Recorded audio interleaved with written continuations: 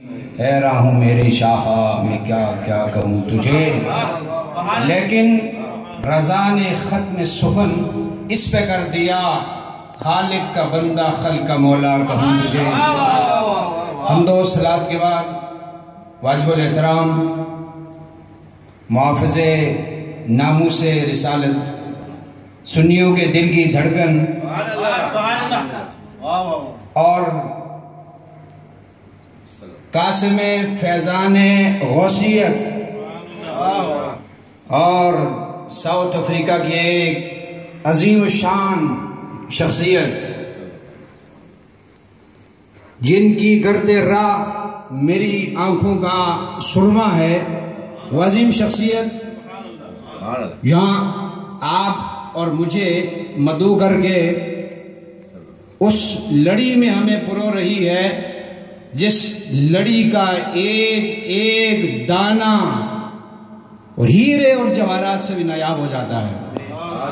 میں ان کا شکر گزار ہوں اور ان کے ساتھ حضرات علماء کرام بہت ہی خوبصورت طریقے سے اس محفل کو ایک بڑا ہی خوبصورت رنگ دینے والی شخصیت محترم حضرت قاری جمیل صاحب، قاری بلال صاحب، قاری حمزہ صاحب اور یہاں بیٹھے ہوئے ہر ایک اس خوبصورت باغ کا چہکتا مہکتا پھول اور اس کی خوشبو ہر طرف بکھر رہی ہے۔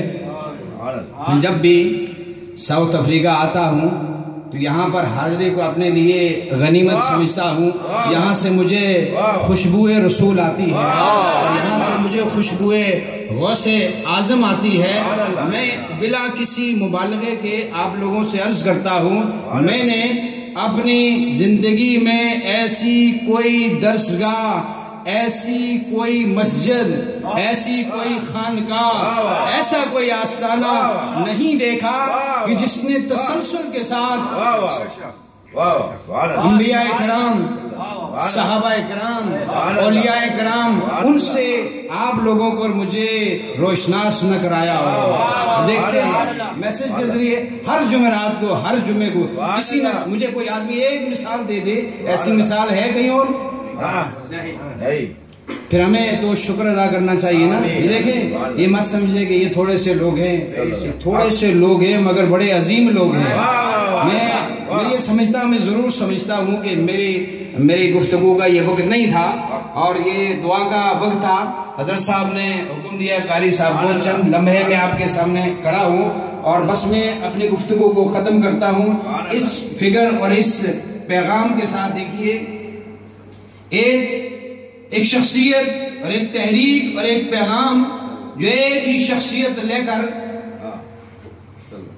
آوازیں دل نواز بلند کیا ہو اور چاروں طرف سے کفر کا ماحول ہو، پھر سلسلہ بڑھتا گیا کہ اکیلا ہی چلا تھا جانب سفر، لوگ ملتے گئے، کارواں بنتا گیا۔ اقوام عالم میں اسلام دشمنوں نے دیکھا کہ کیا چیز ہے جو مٹھی بھر لوگوں کو، محمد عربی کے غلاموں کو اقوام عالم پر غالب کیے جا رہی ہے، اور یہ آواز ہے جو چاروں طرف سے مخالفت کے ماحول کے باوجود دب نہیں رہی، پھیلتی ہی جا رہی ہے۔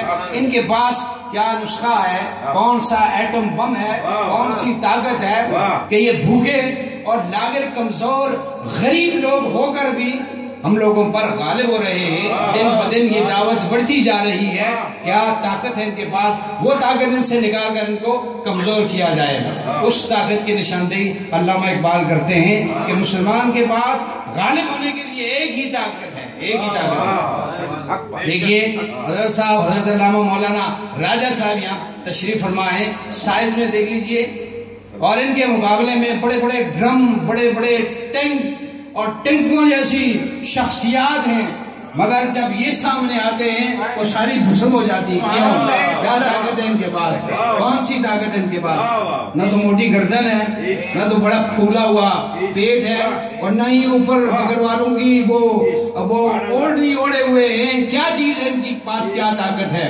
وہ طاقت یہ ہے کہ ان کا کنیکشن سرکار دو عالم صلی اللہ علیہ وسلم سے ملا ہوا ہے، یہ فیض وہاں سے آ رہا رہا ہے۔ علامہ اقبال نے نشاندہی کی مسلمانوں کے غالب ہونے کی اور ان کو کمزور کرنے کا طریقہ جو کافر و اسلام دشمن ڈھونڈ رہے ہیں وہ کیا راز ہے؟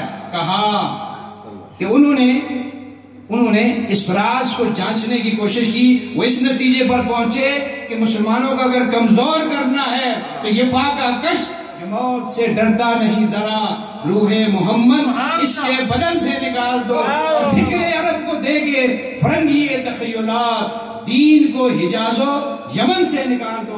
رسول کریم صلی اللہ علیہ وسلم کی جو قلبی محبت تعلق مسلمان کا نبی علیہ السلام کے ساتھ ہے وہ ان کے دلوں سے نکال دیا جائے، بڑے طریقے